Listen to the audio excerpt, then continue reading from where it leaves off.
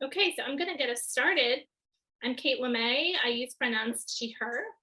I am the acting senior historian at the National Portrait Gallery and the interim director of Portal, the Portrait Gallery's scholarly center.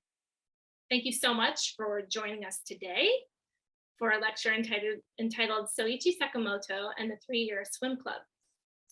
This lecture is presented by Dr. Kelli Nakamura, who is an associate professor of history at the Kapi'olani Community College in Honolulu, Hawaii, and Julie Checkoway, a journalist and an author based in California. We're so excited to welcome our guests.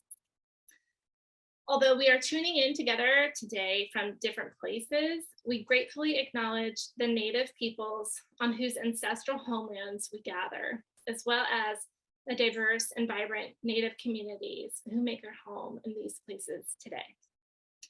We also recognize that since this nation's founding, who is represented and how one is represented reflects the country's flaws as well as its strengths. The National Portrait Gallery strives to present a more complete narrative, one that acknowledges the history of slavery, racism, and inequality in the United States. We are pleased to present today's event as part of the Greenberg Steinhauser Forum in American Portraiture. Please use the chat function and make it so that everyone can see your typing, and let us know from where you are watching. So, for example, I'm from Washington, D.C. I'm in Washington, D.C. I'm not watching, I'm participating, but I'd love to see where everyone else is zooming in from. That really helps us understand our reach. And please use the Q&A function to ask questions throughout the presentation for us to answer at the end. And so the Q&A is actually a different box than the chat. And I'm sorry for the confusion.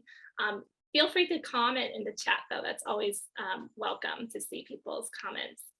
And is the chat disabled? It looks like it might be disabled. So if it is, maybe we can ask our behind the scenes helper to make sure that the chat is enabled. Thank you for that question in the Q&A, Jean-Paul. Okay, so I'm going to introduce our guests.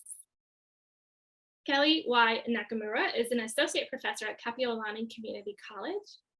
Her research interests focus on Japanese and Japanese American history.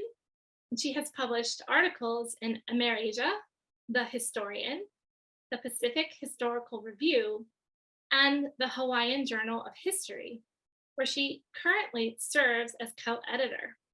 She also teaches in the Ethnic Studies and History Department at the University of Hawaii at Manoa, focusing on gender and race during World War II.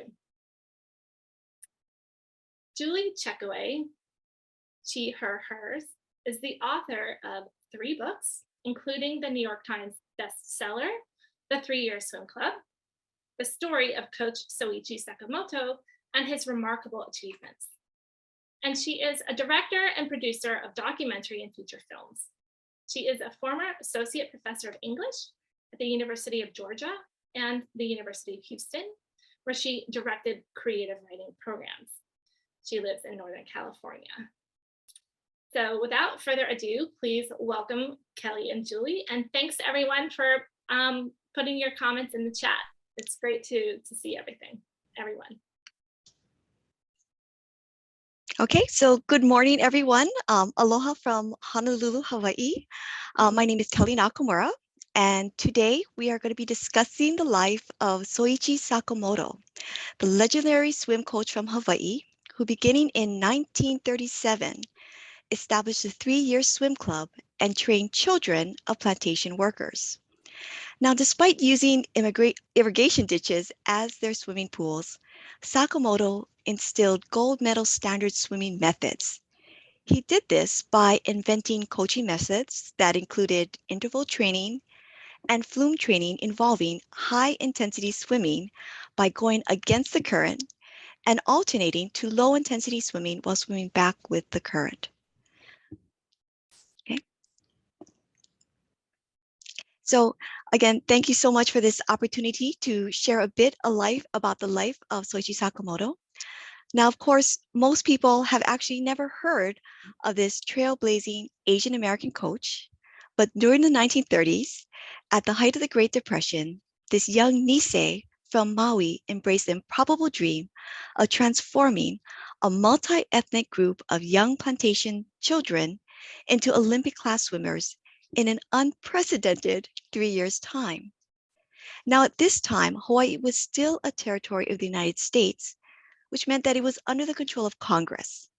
Residents of Hawaii were unable to vote for their governor or president, and Hawaii did not receive adequate federal funding for infrastructure and transportation improvements, conservation efforts, and education, as Hawaii was still granted only one non-voting congressional delegate. Now, though proponents of statehood had advocated for many years in the halls of Congress, Hawaii's large non-white population, who comprised the majority of laborers on the plantations, were considered a so-called impediment to statehood. Now, race would also shape the personal experiences of Sakamoto, as lacking formal swimming training facilities that were reserved for only white, wealthy men. Sakamoto would train his swimmers in the nearby irrigation ditch on the plantation, and in the process develop revolutionary training techniques still in use today in competitive swimming. Now, while many people realize that plantations existed in Hawaii, most do not understand the hardships associated with plantation life. Okay. Now, Sakamoto trained youths in Pu'unene, Maui, which is located 2 miles from Kahului and owned by the Hawaiian Commercial and Sugar Company, HCNS. Now, as one of the largest plantations in Hawaii, Pu'unene was home to different ethnic groups that the planters brought in to fulfill growing labor needs with the increasing profitability of sugar. Now, they, of course, included individuals such as Japanese, Filipinos, Portuguese, Puerto Rican, and Korean workers. Now, many of these individuals had arrived in the islands looking for a better life and economic opportunities. However, life on the plantations was difficult, even for those used to agricultural labor, as workers toiled from sunup to sundown in field operations. Now, although these plantations were different from the plantations that existed within the South prior to the American Civil War, Asian laborers were bound by labor contracts, denied rights and protections granted to American citizens, and were occasionally physically abused by lunas or overseers who would beat and whip them to ensure a complacent labor force. Thus, the plantation was often recognized as a so-called contested terrain between owners who wanted to extract as much labor as possible from their workers and the laborers themselves who desired autonomy and freedom.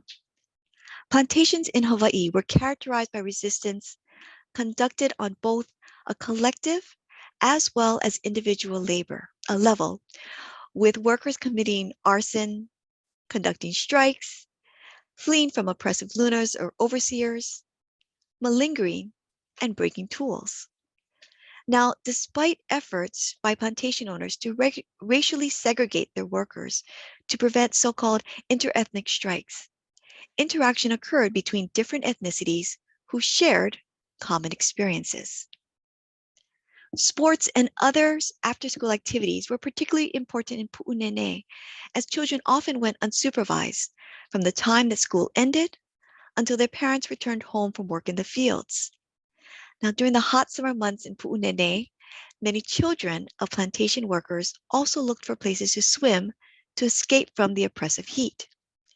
Swimming was not only a sport of affluent whites at that time, but in Pu'unene, segregation existed in fact for workers who were separated by race and class from their plantation masters and overseers, even in recreational activities. Denied a pool and miles away from the ocean, many children would utilize the 3.5-foot deep plantation irrigation ditch that ran parallel to the school, shedding their clothes for an impromptu swim because they also lack the funds for proper swimming suits.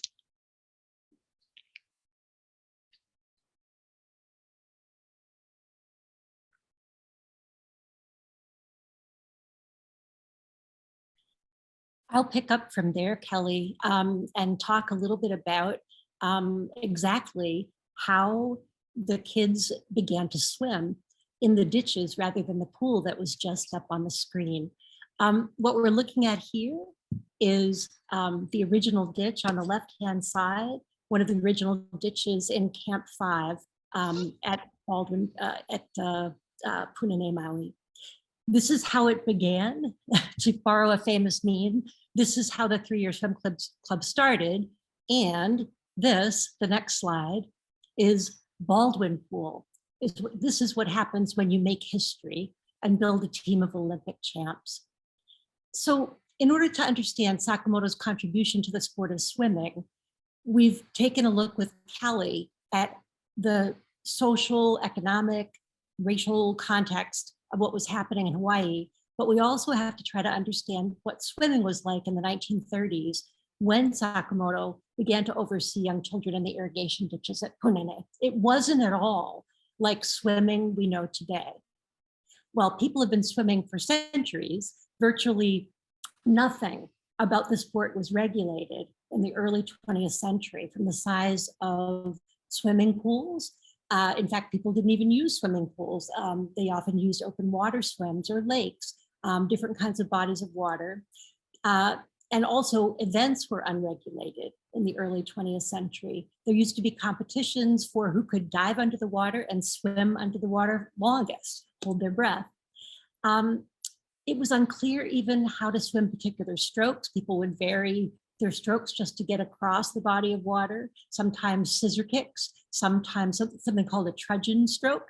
Sometimes they would use a kind of crawl. Other times they would use a sort of breaststroke motion of the arms.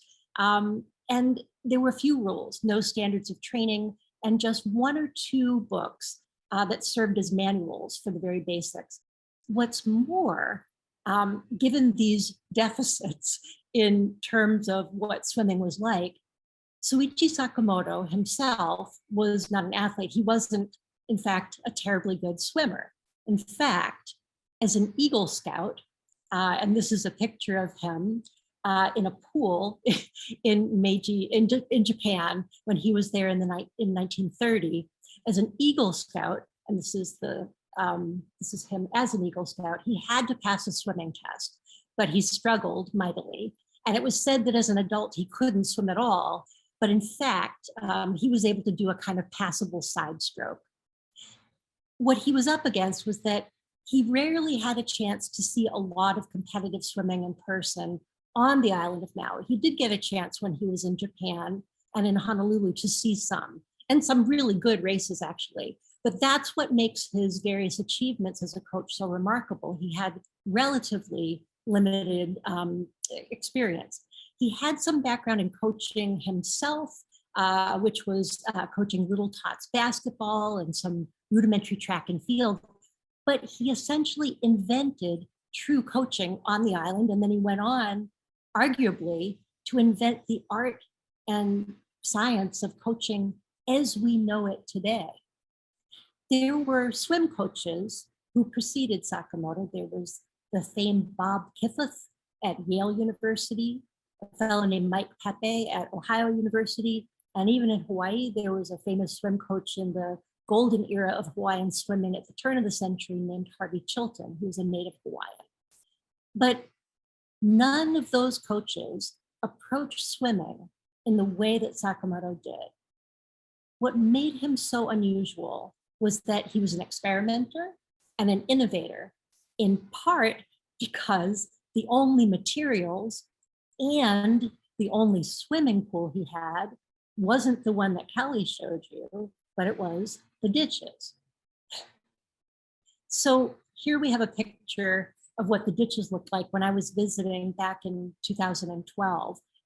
They were still in use at that point when cane was being grown still in Maui. But you can sort of see this ditch in particular was, it had a cement bottom, and then there's a little gate that would go up and down. Sakamoto would control the flow of the water with that kind of gate there. So you'd have the rushing water that Kelli was talking about, against which the kids would swim. So what he did was teach the kids, as Kelli said, to swim against the current. And he used the ditches innovatively in that way. And he invented what's called today flume training. If you've seen Michael Phelps' famous, you can buy those big endless pools. That's flume training. And that's what Sakamoto invented.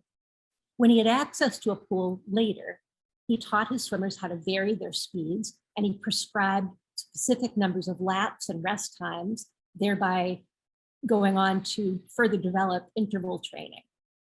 And in 1936, after his swimmers, rather embarrassingly, began successfully to beat the pants off of local white swimmers who did have access to a swimming pool, the powers that be at the plantation, at the sugar plantation, finally built the kids a pool of their own, famously called Baldwin Pool after the plantation owner of the time. Here we see in the next slide, a young swimmer checking out the very arduous training schedule that Sakamoto crafted for his swimmers. What's more, Sakamoto required really long workouts, both in the water, and he'd start super early in the morning and go all the way to the end of day till dark.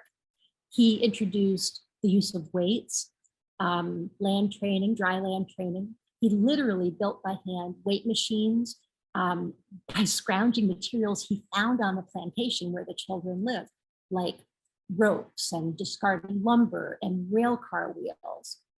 He also paid really close attention to the kids' nutrition, literally with his wife, Mary. Mary made these incredibly nutritious meals for them. And he had a set of strict rules that they had to obey. And they had to commit to those rules in terms of their behavior and their commitment to the sport. They included some of those rules, everything from no chewing gum to no candy, to no relationships with boys and girls, no dating, go to sleep at a certain time. He was incredibly prescriptive about all the different parts of their lives and their character. He himself was deeply influenced by his experiences as a Boy Scout and Eagle Scout. Here, I believe we should have a cover of a 1927 Boy Scout manual, but I think we might be missing that. But he adapted many ideas about courage, loyalty, nutrition, physical fitness, and character from the Boy Scouts.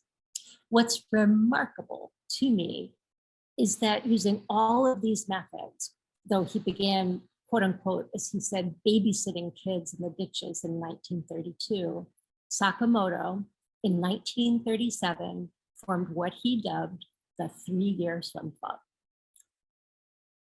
Here is a picture of Sakamoto with the team, and I believe it might be 1939.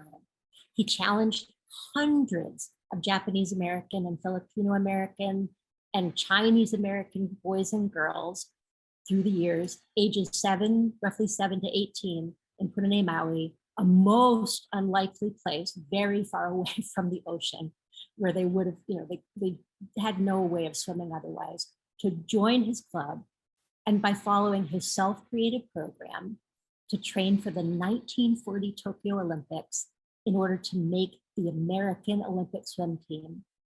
Many of them went on to represent the United States as American-born citizens of Japanese ancestry in the nation and around the world. And ultimately, in the end, Sakamoto did indeed create these incredible world champions. In just 1 year, by 1938, 2 of his swimmers, Kyo Nakama and Hala Hiroshi, qualified for and swam in the US National Championships in Louisville, Kentucky. You saw a little picture of Hala Hiroshi standing on that pipe across the ditch. That was one of the early pictures we looked at in the slides. And he went on to become a national contender after 1 year of training with Sakamoto. In the second year of the 3-year swim club in 1939, a group of his swimmers literally won the team national championships.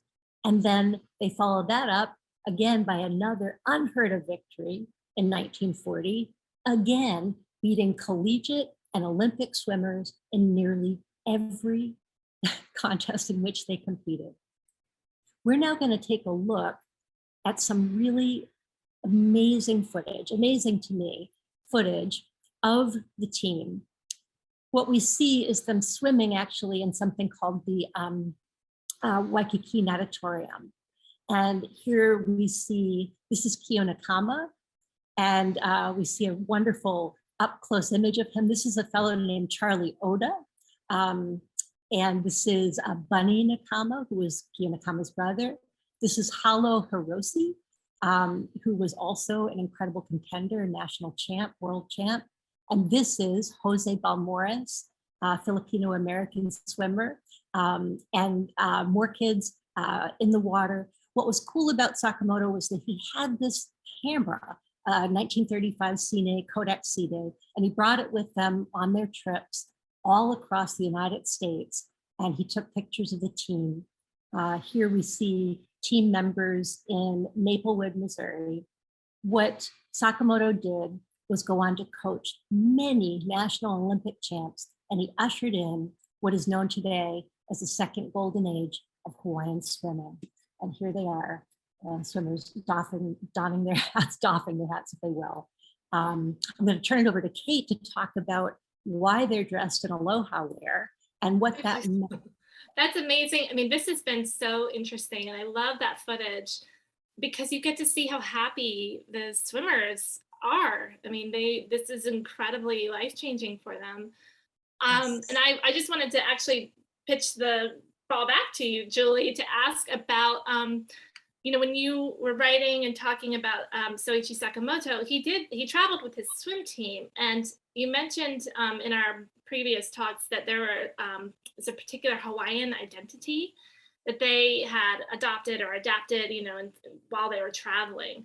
So I was kind of wondering if you could talk a little bit more about that identity and why it mattered. Sure, and I want to acknowledge that the footage that we just saw is not from the Smithsonian, but rather from the Center for Labor. I think, Kelly, can you remind me that it's from CLEAR, which is from University of Hawaii, West Oahu, is that correct? West. That is correct. The Labor Education Department, yes. Thank you. From Chris Coney-Bear and Joy Chong, Standard Chong, who are amazing directors. They were able to get that footage and archive it and preserve it at CLEAR. So in relationship to this question about Hawaiianness, there was a tradition, obviously, of, if you've ever heard of Duke Kahanamoku was an early Hawaiian Olympian in the early 20th century, and he had traveled all over the world and become very, very famous. He was native Hawaiian, and he was received complexly on the mainland and throughout the world. He was a very dark-skinned, incredibly talented athletic swimmer and surfer, as many of you know. So there was a precedent for being a Hawaiian swimmer on the mainland. But what is interesting to me is that dressing as Hawaiians, you can see the hats and leis, which probably would have not been fresh leis, right? And you can see the aloha wear, or on the left-hand side of this picture, these white linen suits that Sakamoto had made, these kind of incredible suits. He had, I think, Mary sew them, which is a lot of work. The idea was to pass in some way as Hawaiian and use Hawaiianness and the friendly way in which mainland whites especially thought about Hawaii, this sort of exotic Hawaii, orientalized in some way Hawaii, but exoticized Hawaii, a place of tourism and pleasure. And he dressed them up in these clothes because they were Japanese American at a time of great racism. And so this made them palatable. This made them attractive. They were already, to me, very attractive. But it in some way, it was an attempt to diminish and hide, or in some way shade the fact that they were Japanese American, Filipino American. Yeah. It was a strategy, and they played ukulele, and they sang, and there was a certain minstrelsy, if you will, to that, but it was a strategy that was brilliant. And they were received on the mainland and throughout the world as the Hawaiian swimmers, never as the Asian swimmers or the Japanese American swimmers or Japanese swimmers, as Hawaiians. The Hawaiians are coming. Thank you for sharing that, Julie. I think that's a very important point that you bring up, because when you look at Sakamoto, he's a little bit of a very complex individual, because he himself was kind of a trailblazer in his personal life, as he married Mary Po'opa'a, a native Hawaiian, after actually only 3 days of actually meeting her. Now, we have to, of course, remind ourselves that at that time, interracial marriage, even among non-whites, was in fact uncommon. And in fact, Sakamoto's family themselves met the news of his marriage with dead silence, and in fact, hesitated, to acknowledge for a time their new daughter-in-law. But, we do have stories that eventually her kind demeanor and helpfulness around the family store won them over. And in fact, they would enjoy over 64 years of marriage, which is amazing and really just testifies to their love that they shared. Mary herself, we do want to recognize, was an invaluable supporter of her husband's endeavors, as she would take care of their growing family at home, feed and chaperone the children, especially the girls, when the team went on to compete at meets both nationally as well as locally. So we really kind of want to acknowledge this kind of unique dynamic that was going on at this particular time. I also want to kind of highlight his role in promoting a very egalitarian ethic in regards to gender, because there were also, if you look at the photos themselves, there were a number of women on the team, including, of course, Fujiko Katsutani, who had made the U.S. Olympic swim team, winning the 200-meter breaststroke at the 1940s Women's Olympic Swim Trials, and was in fact expected to compete before the games were actually canceled. Another very famous swimmer is Chick Miyamoto, who is, of course, going to be taking top honors by winning the AAU championship titles in the 300-meter individual medley in 1939, as well as 1940. So we really want to acknowledge the fact that Sakamoto was a trailblazing teacher, a coach, a mentor, a father figure, and an innovator, training hundreds of swimmers throughout his career. So defying racial barriers and even gender and class barriers that existed at the time, Sakamoto himself would be recognized for revolutionizing the sport of swimming, both nationally as well as internationally. And he touched individuals worldwide, whether they became champion swimmers or not. So even today, memories of the so-called coach, as many of his swimmers often refer to him, will be fondly held, especially in his hometown of Pu'unene, Maui. This is so interesting. I wonder if we can go back to that first slide of Soichi, because I want to talk a little bit more about his personality and how that prepared him, Kelly and Julie, to address like gender relations in such a progressive way.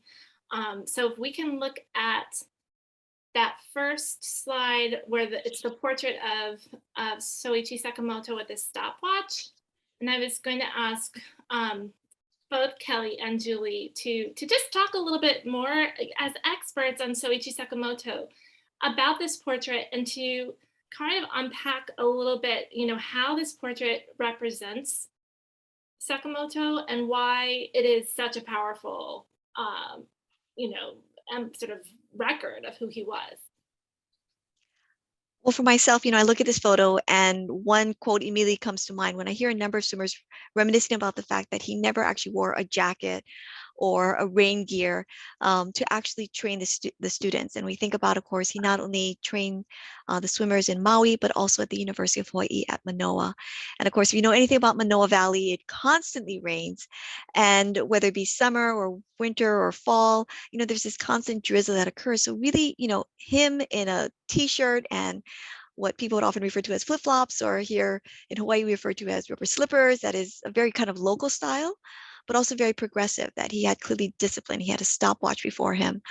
He's clearly studying the swimmers and watching them. And we do know, as Julie mentioned, he did underwater footage camera to study their strokes and their movement and their breathing and their patterns. So for someone himself who was not a swimmer to understand the dynamics of how people move in the water and the correct and most efficient way of doing so, that is truly remarkable at that time.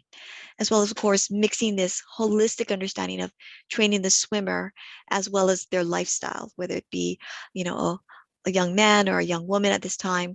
I love when Julie mentioned, he even had dating restrictions, which is kind of interesting at this time when we think about, gender norms as well as sexual norms or sexual expectations of the proper behavior of both men and women at this time.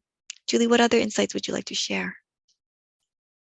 You've touched on a lot. I would say that this crouching position is probably one, excuse me, he was in a decent amount, both by the ditches and also at the pool. At the same time, I've talked to his swimmers, some of whom may be joining us today, excuse me, who said that he said this himself, he would never sit down at all during practice at all. In the early days, he would wear khakis and sometimes even a hat when he stood at the bridge overseeing the kids. But this is not an atypical stance for him later at the University of Hawaii.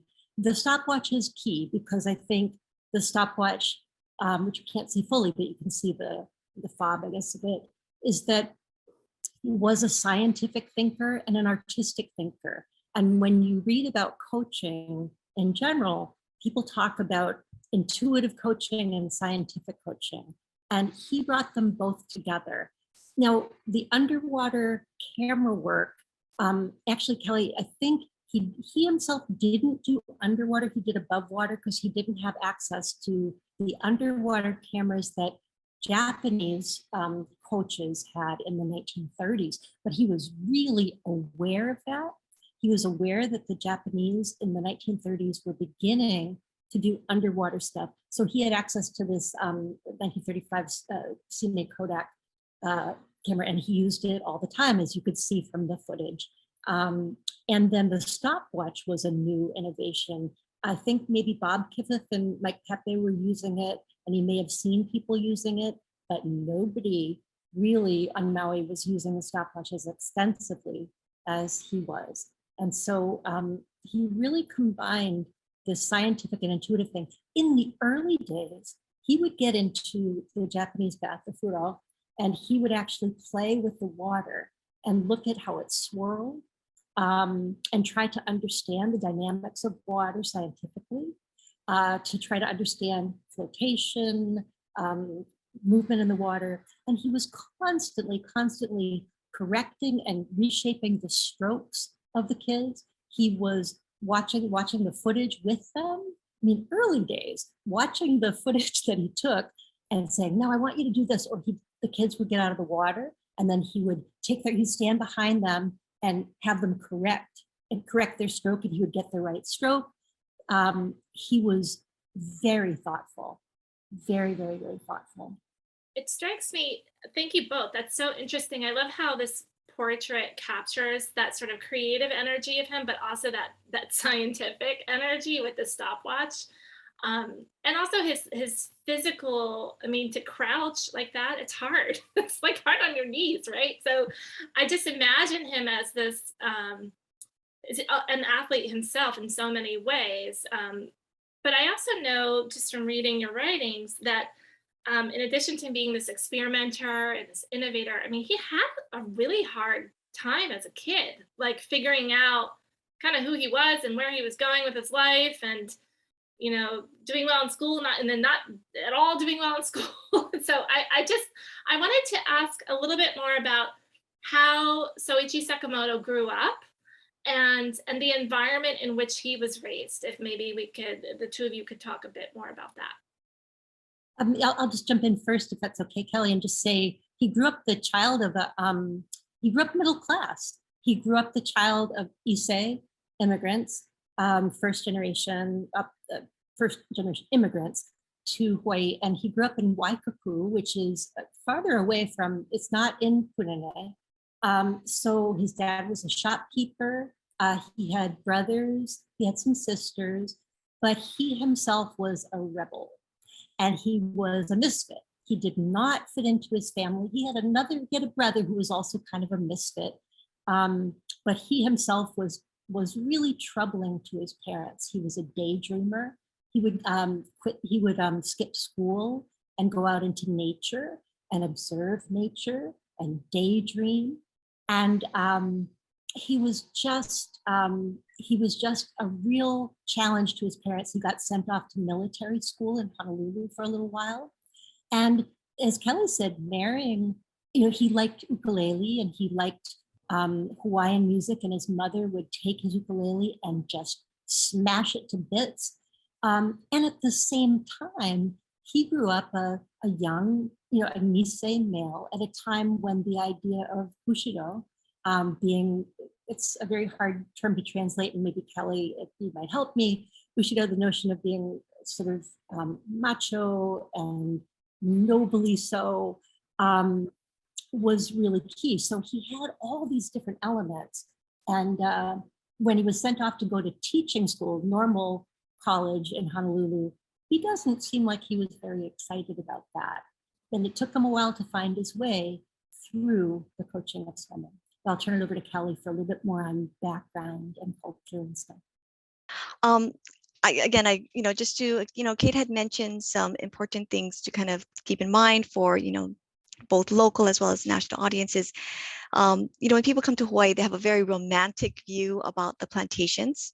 And when you go to something, for example, like Kilohana Plantation on Kauai or Dole Plantation, on Oahu, and you have these romanticized view of plantation and sugar growing, we really have to understand kind of the racial dynamics and both the connections as well as tensions that also existed between different groups. Of course, this is during the 1930s when we're going to see the growing militarism and progressive aggression of the Japanese throughout the Pacific region really is of a concern to local as well as national officials at this time. So, when we really have to understand him embracing a very American ethic, it's not something that is uniform across Hawaii, especially for Japanese at this time who are struggling over issues of identity, whether I be essentially loyal to Japan, and we do know that most second generation in fact were, but also of course we do have to acknowledge the fact that there was suspicion directed at Japanese and non-white ethnic populations in general, whether they be Japanese or not, because of honestly, the prominence of the plantations within the economy and how it's woven into the political life of Hawaii at this time. So really also kind of highlighting that to really kind of, give context to this very romanticized picture of this gentleman, growing up in this very middle-class family, but exceeding all expectations, but really understanding the challenges that he would face, not only culturally, as Julie mentioned, this expectation of the second generation of, this samurai Bushido ethic of loyalty, courage, strength, and of course, also stoicism. You don't show emotions, you don't call attention to yourself. So what he's really doing by embracing this very unique Hawaiian identity, which many scholars in fact have written about, is blending different multi-ethnic elements that existed in Hawaii at this time, which is very unusual. Mm-hmm. That is so helpful. I also want to just piggyback on that and say, in relationship to all of that, Sakamoto was incredibly patriotic, overtly patriotic. The kids in Punane Elementary School, like not just his kids, but they said the Pledge of Allegiance, but he had the team say Pledge of Allegiance as well. He identified, perhaps in order to succeed, as fundamentally American, as a US citizen. He had to, though he had this incredibly rich ethnic heritage as Japanese, it was very difficult to continue to do that and to try to succeed. Now, what's interesting and important to mention is that, and he instilled this patriotism into the swimmers. Well, And they went on after they were unable to participate in 1940 in the Olympics because they were canceled in Tokyo for reasons that are now obvious to us. And then again in 1941, these amazing, the men at least, went on at first to become varsity victory volunteers. Is it varsity victory volunteers? That was the precursor to the 442nd and 100th, the bloodiest and most decorated battalion and regiment in World War II. So they then served just so many kids who had been swimmers with Sakamoto went on to serve in this regiment and battalion in Europe. Most of them came home alive from his group, and then many of them went on to continue to swim, although they were quite old by the time. I mean, their bodies were old after having served, but they went on, and then they went on. Some of them went on to be part of this next generation of legislators. I don't know if Kelly. I know that Kiyo Nakama served in the legislature for a period of time and was part of the democratization and the change in the politics of Hawaii post-World War II. And so I just want to clarify, because I'm not sure, the second generation Japanese Americans, Kelly, you said that they were loyal to the United States. that is correct. Yeah. Yes. That's But we also have, that's a great point, but we also have, conflicting tensions that this identity is not uniform. I mean, we also did have, we refer to them as kibe, or second generation born, but those who were born in Hawaii or America, but then sent back to Japan for usually educational purposes, but then, having this kind of cultural background. So, we do have to acknowledge that there were kind of cultural as well as personal and family connections that did exist. So, simply characterizing someone as American or Japanese was not as straightforward or clear cut as, we really want to kind of acknowledge at this time. Yeah. And tell me a little bit more. I'm sorry to interrupt. I just wanted to ask a little bit more, Kelly, about the portrait of Soichi Sakamoto with his wife, Mary. If we could bring that portrait back up again, we'll give our behind the scenes person a minute. But can you talk to us a little bit more about why it was so difficult to sort of intermarry at that time, just to speak about identity and the politics that were, Soichi Sakamoto was super progressive, and so was Mary. So I just would love to hear a little bit more about their values and how that became apparent in their marriage. So, it's a very different kind of understanding or context of race relationships that, for example, that would exist on the plantations with, white versus black. We have multiple gradations. So for example, here in Hawaii, we have kind of a plantation hierarchy. So at the very top are the American and British plantation owners, they who own the land, the plantations themselves, and the structure. Secondary would be the Portuguese, who would come as labor, who would eventually serve primarily as overseers.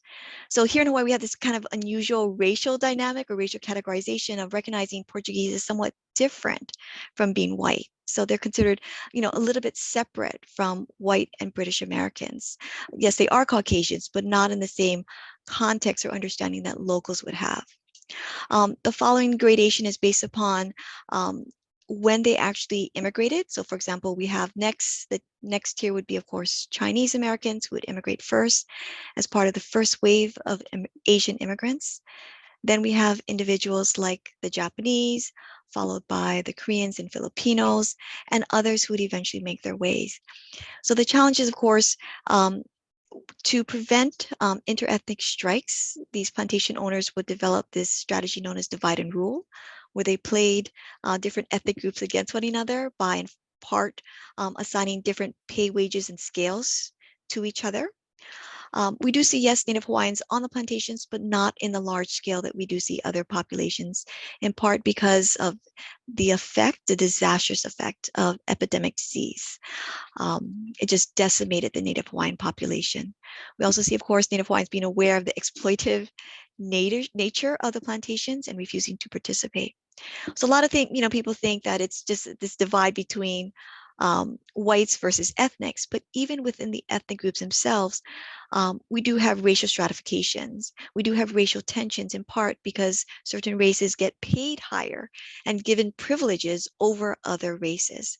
So to have someone like a Japanese American marrying a Native Hawaiian, I can say from my own personal family experience, having a family member who in fact did this also during the 1930s, it was a relationship that was actually discouraged by both sides. It was not just simply the Japanese side saying we don't acknowledge this particular group or particular individual, but also, of course, the Hawaiian side saying, do you understand what this actually would create or cause or result in?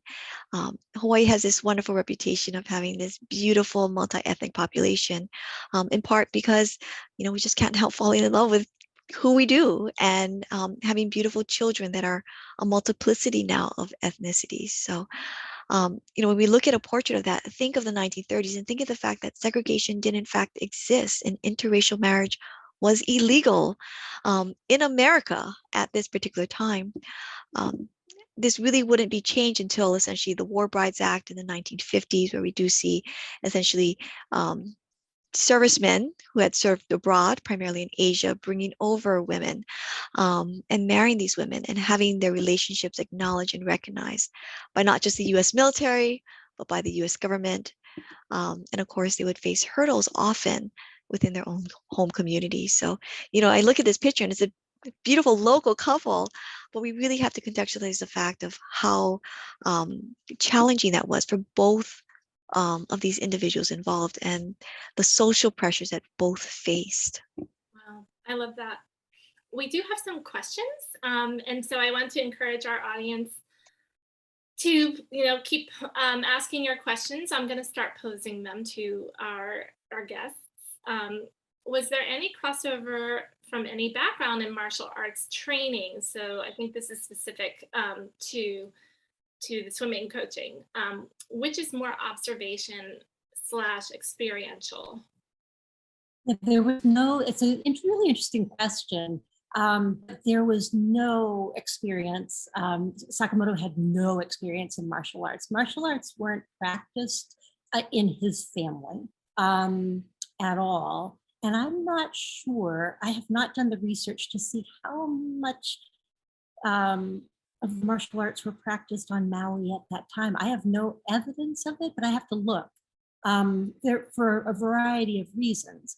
The way a lot of Japanese Americans spent their time in their free time was through these sort of Americanized sports, frankly, that were organized by the plantation, but they also attended Japanese school. So while there might be, not everybody, but while there might be some influence of Japanese culture, there's bond dancing, there were all sorts of cultural things that occurred. I have no evidence of any influence of martial arts in him particularly. Yeah. Kelly, anything to add? I think Julie brings up a great point that there's kind of the blend of cultural traditions. So for example, she mentioned bond dancing. There were also sumo wrestling tournaments that were also being held.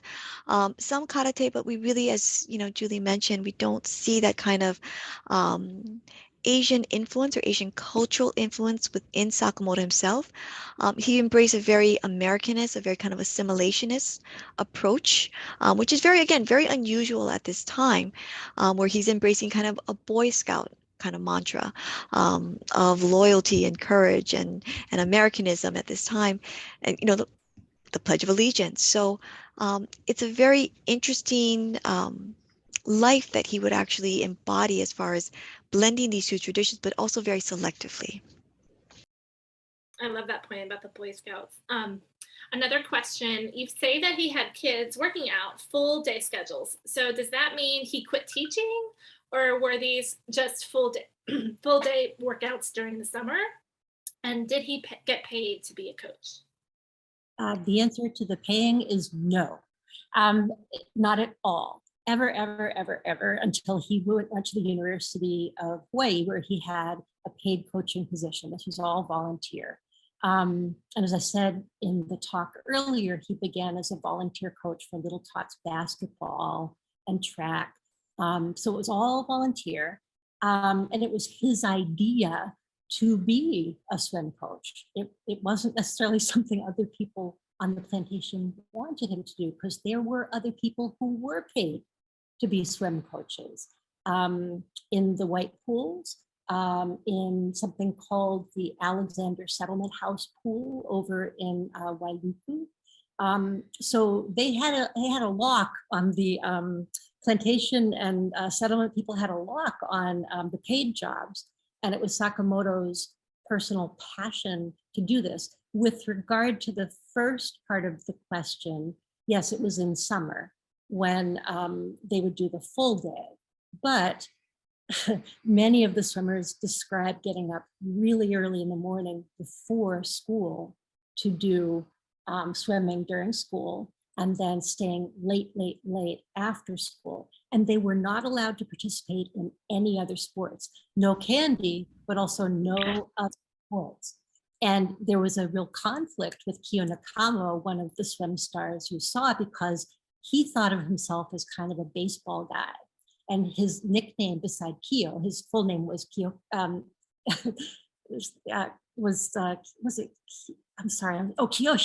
Was Kiyoshi, but one of his nicknames was Kyo, but his other nickname was Casey. He wanted to be called Casey at the bat because he wanted to be a baseball player, and Sakamoto had to pull him aside and say, no way, you have to commit to swimming or else. So, and lastly, if you really want to understand Sakamoto, the best way to understand him, I think, is to look at that Boy Scout manual from 1935 or any of the early ones he would have used. And I think everything that's in that Boy Scout manual is what began to inform his growing ethos, not the ethos he grew up with necessarily, but his growing ethos and how he developed the rules of the team and starting fires, being able to start and a campfire, being able to be self-sufficient, be prepared, all those things. I will also say that it's important to acknowledge that for someone so accomplished and with so many Olympic champs, national champs, world champs, and these swimmers were well known in their time. They were named by the New York Times as the greatest swimmers in the world in 1940, 1941. They were known, they were in every newspaper. They were in Time magazine. They were in Collier's. They were on the, above the fold, on the sports page above Seabiscuit. They were so famous. He was never allowed to become the head Olympic coach in his lifetime because he was Japanese American. And the fact that the Smithsonian, I will just give you your propers, Kate, has decided to include his portrait and have 2 photographs of him, very moving to me. He was all about representation. And now the fact that you will, that he now represents in the Smithsonian is enormous. And I'm very grateful that you've done that. Well, we think he's obviously very important, and we do endeavor to represent, everyone in the United States that made a difference. And I was thinking about Kelly's work. You also did explore his work as kind of a community builder, and so just the fact that he wasn't paid reminds me of that. He had to do all that fundraising. I don't know if you could talk a little bit more about that. No problem. I mean, when we think about the divide between personal and private, that actually didn't exist with Sakamoto. I mean, he actually had borders. So we had people from Honolulu, for example, like Bill Smith, who was an Olympiad gold medal swimmer, actually room and board with the Sakamoto family. It was insane that, you would actually take swimmers and have them live and board with you. You'd support them, you'd feed them. So all of this took fundraising. So, Julie mentions, all these wonderful instances of, them getting, raffle tickets and them essentially soliciting people throughout the community. It really was a really community based effort, which is so different, I think, right now from the professionalism, especially even at the youth sports level, where you have these incredible training camps and, you have parents shelling out tens of thousands of dollars. We're really talking about the fact that it was almost financially prohibitive to do inter-island swim meets, much less national swim meets. So, they really did have to fundraise and encourage patrons to meet essentially some of their financial needs, whether it be airfare, the food and room and board of these swimmers themselves. So I really do want to acknowledge, all these great stories that Julie has in her wonderful book that talks about the fact that they would do raffles and they would, until they were told that it was illegal, or they would solicit members of the community. And Hawaii is so small that, I'm sorry, you're going to hit the same people over and over again until you really start winning and being acknowledged. So the fact that he eventually has to go to Oahu and become the University of Hawaii swim coach, I think that really speaks to the fact that, you do have to acknowledge that this is a growing family and you are supporting multiple children and a wife. It is a family endeavor. That was beautiful. Thank you. And speaking of family, there's your daughter, Ella. I love it. There's just a couple more questions in the Q&A. This one's pretty easy. When did the system start to support the swim club, get a pool rather than swimming in the drainage ditch? So good question. In 1935, which was early, so he only started babysitting the kids in the ditch in 1932. And he wasn't even teaching swimming at this point. He was just letting them play and splash. And then he had this moment that he describes as looking at them in the water, and they were bobbing up and down, and they seemed to him like bright gems bobbing in the sun. And I get I'm very moved always by that. And that's when he began to start the coaching. So he slowly began to enter the kids starting in 32, 33 into the Maui public school events, the athletic league events against white kids. And it was probably in the second year, because, okay, they're swimming in the ditches where you can't do turns, right? For the white kids, they're in a pool where they can do turns and they're faster. So these kids would get in a pool with the white kids and no practice time, by the way, because it was segregated. So they get in the pool for the race and they have to acclimatize themselves to the water, to everything, to try to figure out how to turn around. It took them a while to get the skills without being able to practice in the pool. But within a year, they were beating the pants off of the white kids. And by 1935, there were editorials in the paper that were like, "Oh, this is embarrassing," in the Maui News. "This is kind of embarrassing. I think these children need a pool." And so, Mr. Baldwin and HCNS built a lovely pool complex which was really a remarkable place. Baseball field and a pool complex, which then became the home pool for the 3-year swim club. They still use the ditch to practice flume training. I didn't realize that. Yeah, 36 was the beginning, was the inauguration of the pool. So in 37, he founded the 3-year swim club. Once they had the pool and they had the turning skills and they had their own space, called the kids after school one day in June of 1937, and he said, "We are the 3-year swim club. Will you join me? Sign here." Oh, it's amazing. Well, thank you both so much for sharing with us your expertise and your passion about this amazing man and the biography, that it feels to me like it's so inspiring for all of us. And I just want to thank our guests for coming. We've reached the 6 p.m. hour. I do want to plug our next virtual portal program, which is going to be on August 30th at 5 p.m. Eastern time. It's sponsored by Tommy Pegas and Donald Capocha. And this conversation will be between myself and Professors Anya Jabor and Wendy Rouse about queer history and women's suffrage. There's a link in the chat, I believe, now, if you would like to sign up. It's definitely going to be interesting. I really hope that you can join us for that.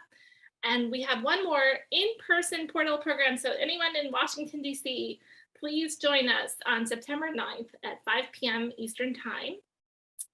because we are awarding a prize to Dr. Tiffany Barber, who got an essay prize from us, and she is going to be giving a lecture for her article, the prize-winning article, which was entitled Narcissister, a Truly Kinky Artist. And we love this essay because it really expands the definition of portraiture. And her talk is titled Black Women's Visual Alterity. So it's going to be wonderful to hear more about her work and a little bit more about the prize and the essay. So we really hope that you, if you're in town, you can join us, and there will be a reception. So I'm definitely looking forward to that. So again, I thank everyone for coming. I thank Julie and Kelly, both of you. It's just amazing to hear your expertise and sharing it with us. Really appreciate it. So goodbye. Thanks again, everyone.